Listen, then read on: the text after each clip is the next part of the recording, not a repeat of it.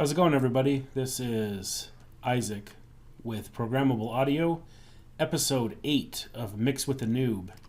Today we're going to cover adding light effects to a track.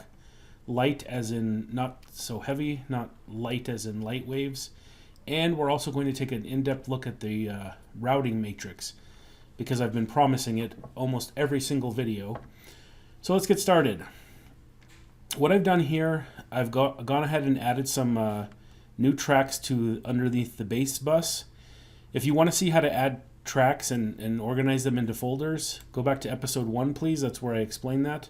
So just to save us some time, I did this off camera ahead of time. So what I've done is I've got my bass effects bus, because I want to add effects to the bass guitar.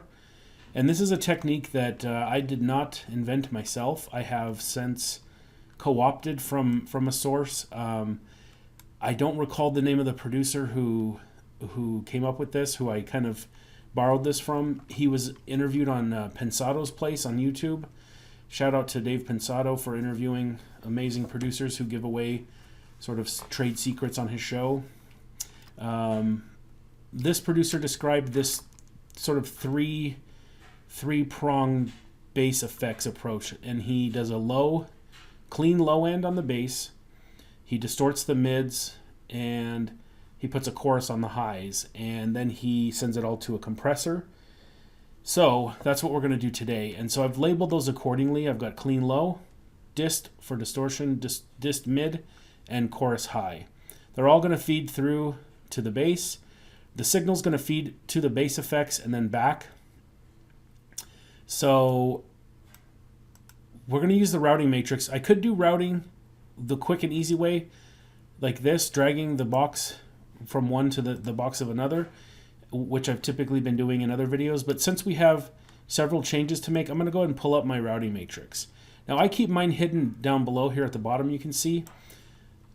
When you open Reaper, I believe the default is to have the mixer at the bottom, which looks like this.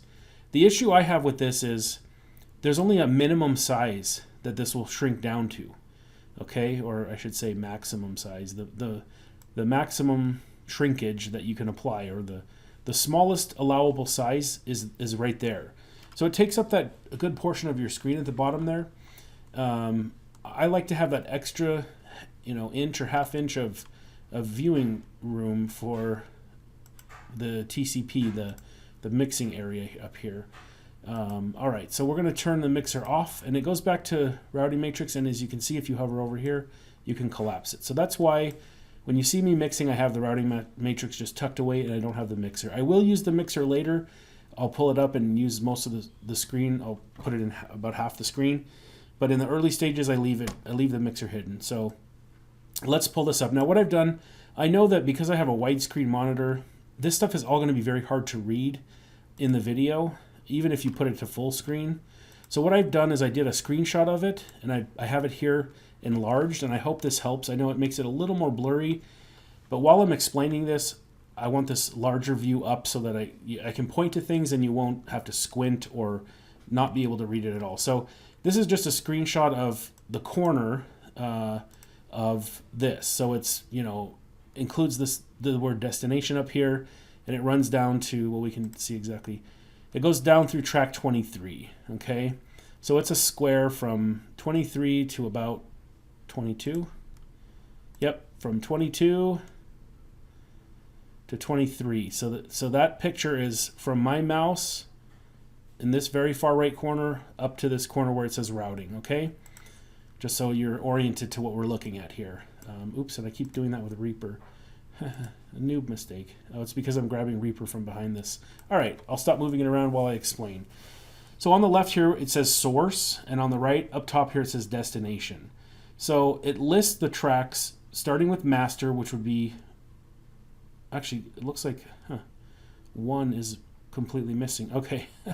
So when I did the screenshot, I had it scrolled down one. So normally, let's go back to Reaper here, that would say master output here, and I'd have my click. We're not going to mess with click, so that doesn't matter. Just pay attention to the numbers here, 2, 3, 4. If we go down far enough, we get, here's the ones we added, 20, 19, 18, I'm sorry, yeah, So it's going to be 18 through 21 are the ones we added. Here you can see these are checked off and they have an F, which means folder. Okay. So the way this works is on the left side, you have the track, and then wherever is checked over to the right is where it's going. So on these here for the guitar, for example, these are being routed to the guitar bus. So track 6 through 9 is selected to route through guitar bus, which is track 5. The rest of these are all set to just folder, except here we have drum bus, does not have an F in it, which we'll have to look at that in a second. I'm not sure why that's an interesting thing. It's not set as a folder. Okay. And then we have down in this far corner, this does not work exactly as I was hoping, because I was hoping this, yeah, okay, down here at the very bottom we have the default send icon. So when you click in any of these boxes, this pops up. Okay, and that corresponds down here. That was right here. When you click on this, if you make any changes in here, if you change it to pre-fader or pre-effects, which is a topic we'll cover in a later video, you can see it changes the look of the icon. All right. There's also other things you can do that change the look of it. If you mute it, it grays it out. This is the send level. When you change that, it changes the height of that little main bar. That's pretty cool. I really like that. Okay, so there are other changes. Let's see here. That's phase, mute, mono or stereo. There are other changes that will make this look different, but I believe you have to go up to the little routing button on the track. So let's do that. Let's go up to kick bus. Kick bus. Okay. Add new send. Okay, so this is the one we were looking at. And I know there's a way, if you make changes here, it affects the way that looks. And I just wanted to kind of cover that really briefly. If I can't figure it out, I'm just going to move on. So does it change if you do that? No.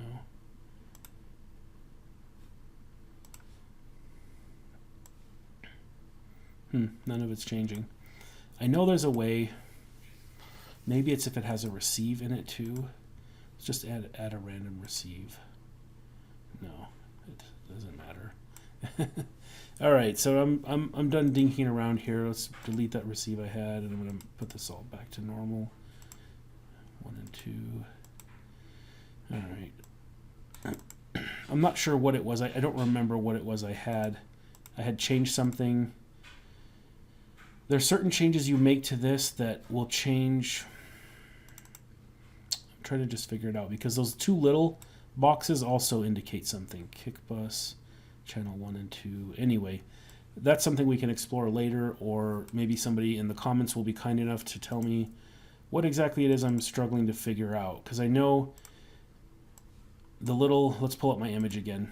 So the little big bar, the bar on the right, indicates your send volume, and then these two, they correspond to something, and I don't have that figured out yet.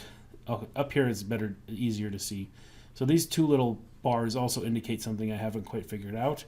I do know when I start making different changes, those sometimes change where they are or they disappear. So anyway, with your routing matrix open, if you have tracks and you want to quickly make sends, this is the way to do it. So we're coming down here to number 18, our base FX bus. Below it we have clean low, distorted mid, and coarse high. We're going to get rid of these. We're going to uncheck them. Now, on these either folder or master send on the far left, you can just right click on and off. Out here, once you add a send, you can't just toggle it off, because it opens the little control box for it, which you can then hit delete. So that's like a two-part step. Or if you hold down Alt, you'll delete it. So this, if you need to, this can be something very quick where you, just as an example, I'll go out somewhere here randomly and I can go down the line and I can do a bunch of sends all at once if I need to. And holding Alt, I can also delete them all at once. So this is a very quick way to do routing if you need to, instead of dragging a bunch of times. All right, so what I want to do is I want to send my 3 effects channels to the bass effects bus. So we're going to come out here and find the bass effects bus in the destination at the top. So number 18, we go follow it down. Now what you'll notice, when you hover over, before you click to send it, it'll tell you what you're actually going to apply. So there's the tooltip, and it says clean low to bass effects bus. And it says in parentheses not set. So we're going to set that, we're going to set that, we're going to set that. Now what we want, I want to send the bass, I want to send this to my effects bus, bass effects bus, and I want to send the bass effects bus, well, okay, so this parent send track, that I believe means it's already sending to the bass. The reason we send it out from out here is because this is an empty track. There's no signal on this. Okay, we go over here and there's nothing there. These top ones from snips up to bass 1 are the only ones that have anything in them. So we need to send the signal from the bass bus to the effects bus so that it has signal to then treat with effects, and then we're going to return it to them. So what this allows us to do is selectively dial in each of the levels of these, and then also dial in the overall level. Okay, so that's the purpose of doing what we just did. There's not really a whole lot more I can say about the routing matrix than that. It's actually fairly simple. I mean, it really is honestly very simple. These are your inputs, and this can be handy if you're trying to quickly add inputs during tracking. Right now we're in the mix phase, so we're not tracking. So again, you could probably spend a lot longer talking about all the different options for routing matrix, but that's a basic lesson in it. We quickly sent 3 things to a bus. We sent the bus, we got a signal to the bus, and we're good to go. Now, there is a chance that I need to reroute this to the master, but I believe it works. That's the way it works, that it's now receiving and sending signal. So anything I do to these tracks below it, these should, you know what, now that I'm thinking about this, let me see here, master pin.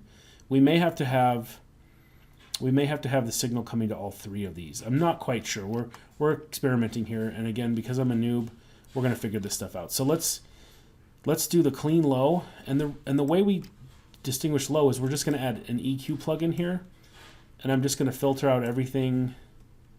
Let's do that a different way. Let's disable that. So I'm just going to filter out everything that's not in the low range. So let's say I'll go 400 and below. Okay, so we're leaving 400 and below clean. We're not going to touch it.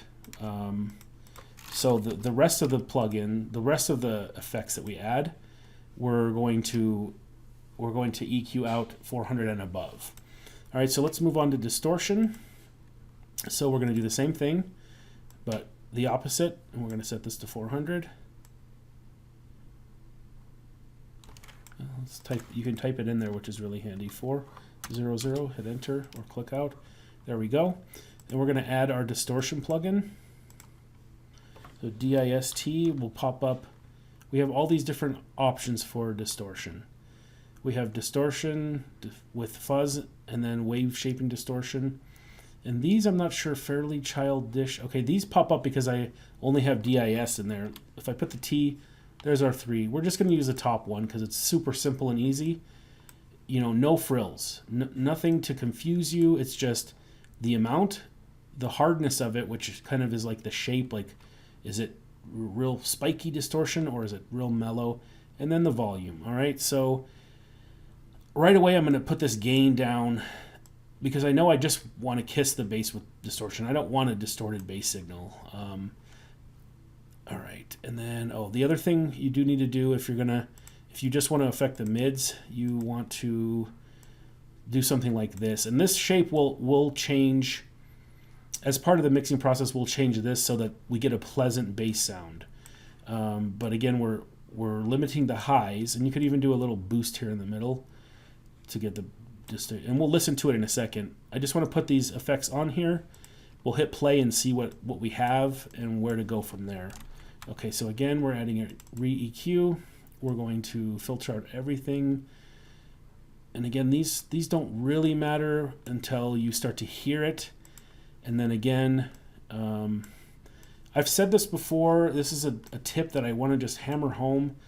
And I've been struggling with how to say it exactly.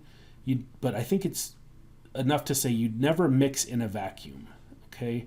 We don't mix. We make changes to an individual track and we listen to it by ear to have a starting point, like a jumping off point. And then we always put that into the mix and hear how it sits in the mix. Like you'll never ever mix your vocals all by themselves and then say, oh, these sound awesome, and then just dump them on top of the track. Okay? Same thing goes with this. I'm affecting the bass and I'm gonna listen to it by itself and see what I get, but then I'm gonna put it back into the mix and make adjustments from there. All right, so chorus is the last one we want, and so we're gonna also type chorus. All right, so we have here regular chorus, chorus improved shaping, chorus stereo, delay with chorus, or ossifier chorus. I'm going to go with the top one, default, very simple, because again, as a beginner, these stock plugins with their basic parameters are good enough, and it's actually, it may not be in your best interest early on to jump into a ton of different plugins to like have, 100 free different plugins that you found to overwhelm you with options. It actually can be beneficial to just narrow it down and simplify the options you have. So we're going to bump this number of voices to 2. This rate will change. This will affect the chorus, like how it sounds as far as fast or slow. Also, this chorus length will as well. We're going to leave that on default. All right, so let's see, wet mix, dry mix. Let's take this dry mix all the way out, and we'll lower this to -12. So I believe I have these set pretty low, but just to be sure, I'm going to highlight all 3 of these. Actually, let's just do it with the effects bus here. All right, so let's solo the bass. I hope this works the way I imagine it will. If not, we have to look at our routing.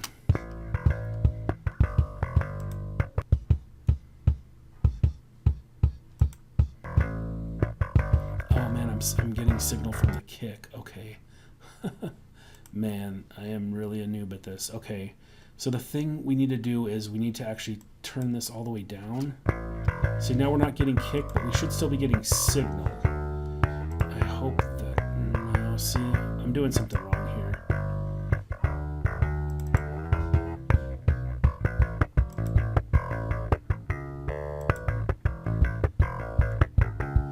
It's receiving from the kick, but it should be on 3 and 4. There it goes. Okay.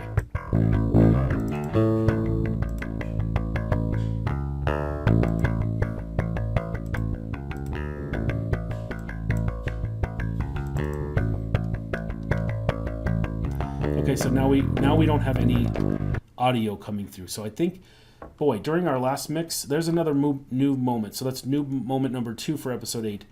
I did not set this to 3 and 4.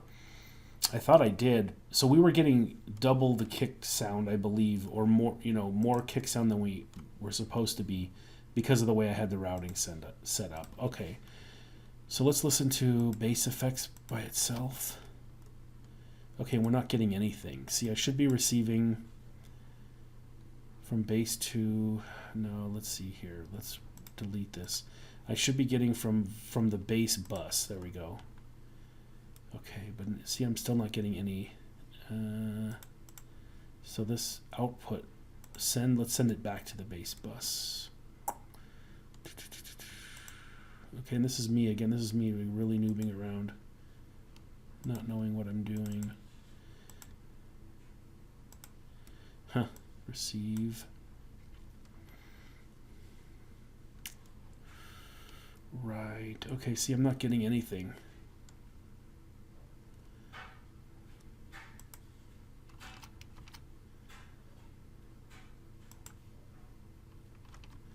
All right, so I think what I probably need to do, let's go back to the routing matrix.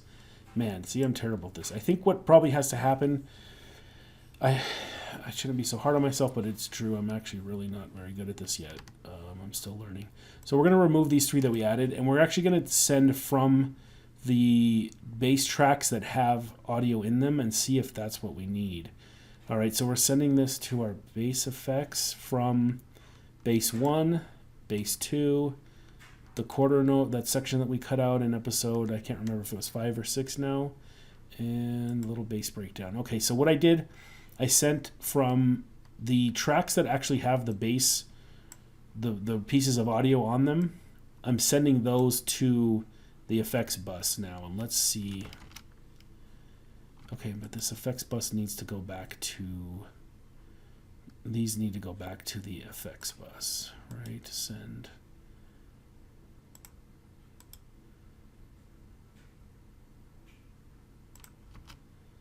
So sometimes you really have to think about how you're doing this. Yeah, this is not making any sense.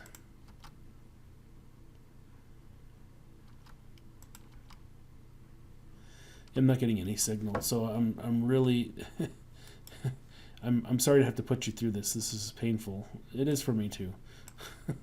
All right, so we want to send these out. Okay, the clean low. These are going to the bass effect. So we're receiving from. No, I don't think that's what we need to do.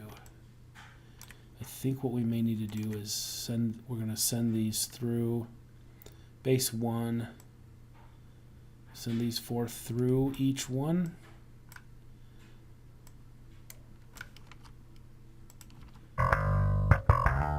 Okay, now we have signal.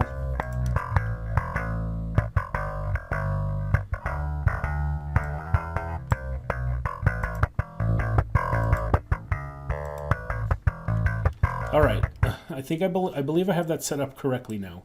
So our tracks that have the actual recorded audio are being sent through each of the effects. Okay, so up here are receives, clean low, mid, and chorus high, and they're each receiving from the 4 tracks that have audio snippets on them. Down here, now the 3 effects tracks that we added are going back to the effects bus. I believe that's how we want to do this. Now, I'm not hearing any of the effects yet. It's probably because I have them set much too low. So let's start bringing them in. Let's add gain to the distortion. There, you can hear it. It's coming out. Bypassed. Okay, so we're just kissing it with it, just a tiny bit. Let's take the hardness down.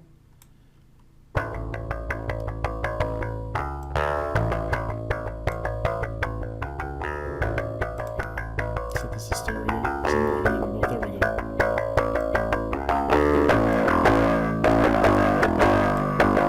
Give it enough gain, we're actually pretty much distorting the sound, even though, actually we're going to stack our distortion on top of our EQ.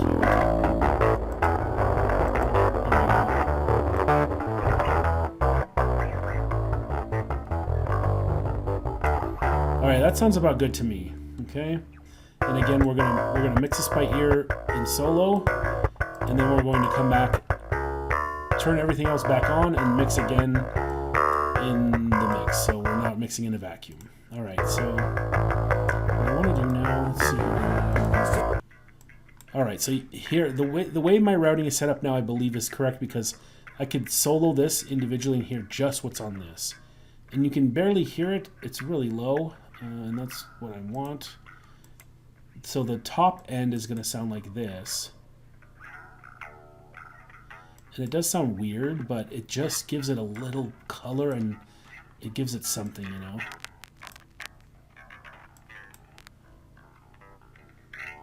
It's actually much too quiet. I can't hear it at all.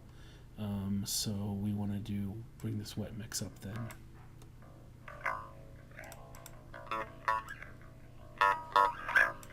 And that's probably the reason it's so quiet, is that we're cutting out so much of the body of the signal by filtering it like this, that we just lose a lot of the volume. Okay, you can actually use the shelf the way it's intended. See how that now, because we're really cutting out most of this other signal, but we are leaving a little bit of it. Let's see if I can get this a little. All right, and then we're going to back this level off.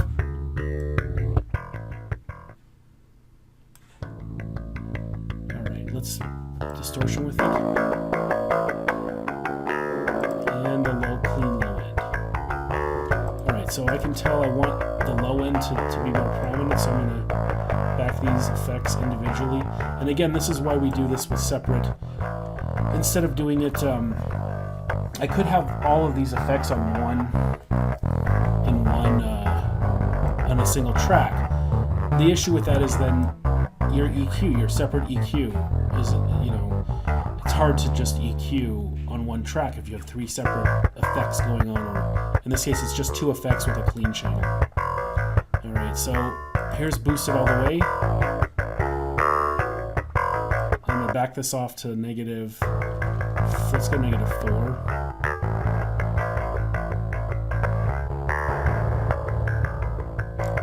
Okay, so that's pleasing to me. That's where I usually like my bass. All right, so let's unsolo these and let's listen to it in the mix and see if you can tell any difference. What I'll do is I'll bypass the effects. And I wonder if by just muting, if I can do that by just muting this.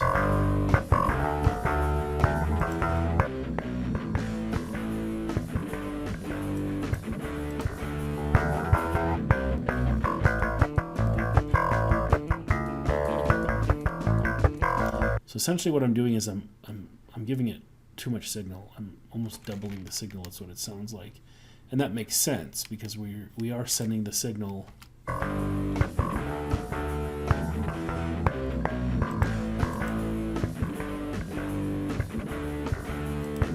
So it's tough to A and B both. Let's see here.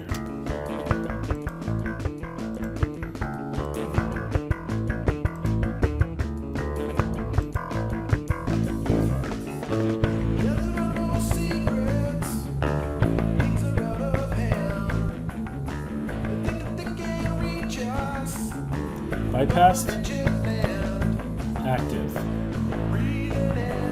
All right, so to me that's pleasing to my ear. We've affected the bass, but not to a drastic level where it's unpleasant or clearly affected. It just makes the bass stand out a little bit. What I want to do now, because we've essentially, I don't want to say we've doubled the signal, but we have. Now we've introduced into the mix more bass signal than we had previously. So I'm going to drag these faders down again and try to get it back to where it's a little more balanced. And I think I want to go about negative 4 dB right now. So from negative, I had it, oops, what did I have it at? I had it at negative 8, so I'm going to go to negative 12 dB. Negative 12, there we go.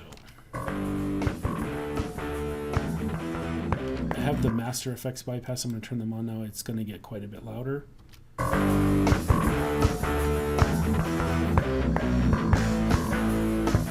in particular, I'm looking for the areas where the bass is supposed to kind of stand out. So that's, here's this moving 8th or 16th note part that we...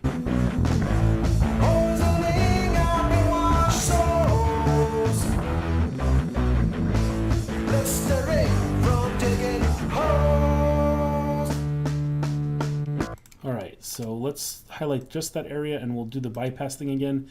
Now that the volume's a little bit up, the mix, we've adjusted the bass back, and to me everything sounds getting more balanced. I mean, it's not there. The guitar I think now is maybe too quiet because we did cut this back. So let's bring this, because it's at negative 16, let's put it at negative 12 and let's see how that balances, because I can tell there's not enough guitar now. All right, and again, I'm making these big cuts. I'm making these real aggressive, large cuts to volume because we're still somewhat early in the mix phase. Later, it'll be 1 decibel, maybe half a decibel at a time. Okay, there. To my ear, just bringing the guitar up makes it sit well against the bass. What I want you to listen to, let's solo the guitar and bass.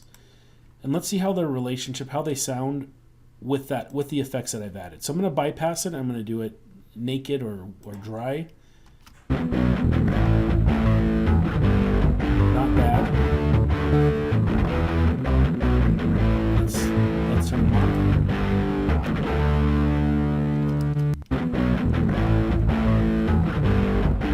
Bypassed. Applied. Let's boost the Let's see here. I want to make this pretty dramatic.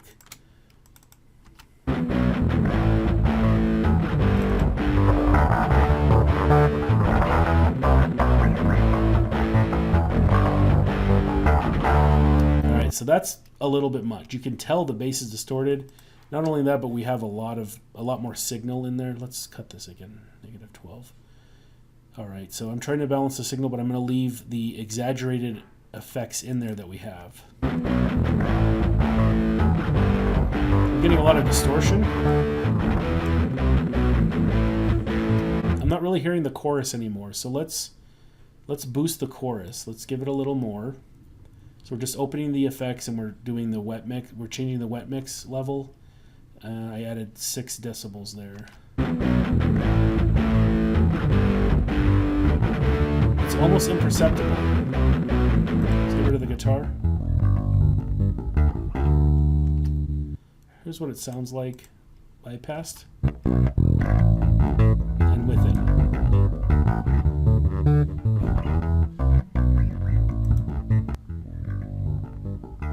That's what it sounds like by itself. You can hear it. You can hear, you know, when it's clear when it's all by itself. It's making the frequencies jump around. And that's what a chorus sounds like. Alright, so now we can mess with EQ. We may actually want to boost the high end a little bit here. Let's see. Something like that might be good.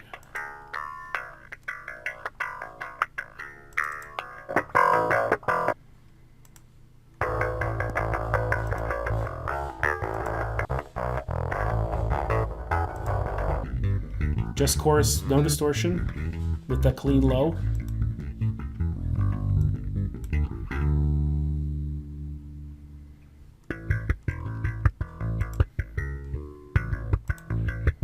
By itself.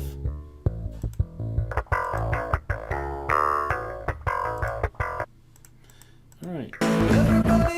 And here, right before the end, we're going to listen to it in the mix and see. Let me drag that distortion down again because I know that was kind of the problematic. It's a little too much. Actually, if we know it's the distortion, let's just lower the gain. Let's go from -13, or we were at 13 dB, let's go to 6.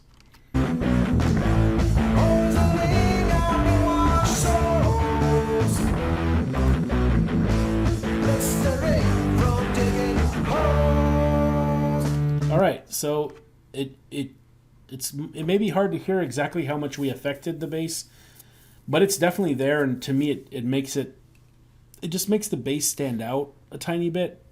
You know, you don't want, if I wanted the bass to stand out above all else, I could just boost it a bunch and just have it like right in your face. This way you can kind of have the level equal to everything else, but also have it kind of just like chirping in your ear a little more because it's got that 3-part effects. So this is the thing I like to do, and like I said, I stole it from someone that was in an interview with Dave Pensato, and I will try, if I can find it, I will pull up my mix notes, because I made a big long album mix note document, and I linked to a bunch of YouTube videos with specific ideas that I wanted to try, and this was one of them. I have done this on 2 or 3 tracks. I really like it. So I feel like I really need to credit the actual producer who does this and where I got the idea from. So I'm going to end the video now, but I may tack that on at the end if I can find it. I'll just make it like an extra minute of the video. So thank you for watching. Let's quickly review what we did. We added a new effects bus to the bass. We used the routing matrix to get our sends correct. And we have them set up correctly now. It was painful to figure out what I was doing wrong. I hope that helps you understand routing a little bit better. It did for me. And then we did a 3-part effects. We used EQ to split high, low, and mids just by using the stock EQ. And see, there you go. We've got the chorus on the high end. We've got the clean low end, and we've got the distorted mid. And then we sent them all back to, oh, and the thing I forgot, we're supposed to, we're actually supposed to compress the effects. And the reason we would do that is so that they kind of they work together. They breathe together. Breathe together. Fancy term. This is a stock called Spanky Bass. Not Stanky Bass. The reason we do this is so that they hit and breathe. They kind of, all the effects kind of work together. Let's solo it. I'm going to bypass the compressor.